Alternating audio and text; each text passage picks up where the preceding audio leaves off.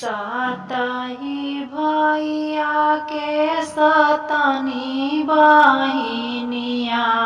रे सतनी चले ले दूरी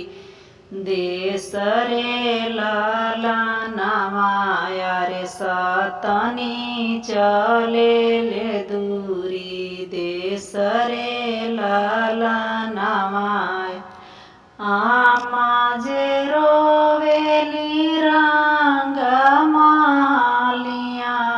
रे रोवेले बाबूजी दुआर रे ललनवा रे रोवेला बाबूजी दुआर रे ललनवा रे डोलिया कबास धैले रोवेला वीराना भैया बहिनी चलेली दूरी देश रे ललनवा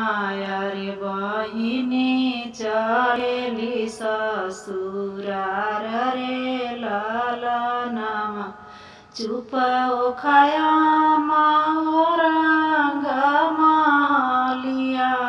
रे चुप हो खा बाबूजी दुआर रे ललनवा रे चुप हो खा बाबूजी दुआर रे ललनवा रे डोलिया कबास तू छोड़ा हो वीराना भैया हम के लिखल बना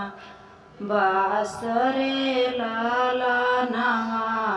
रे हम के लिखल बना बास रे ललनवा।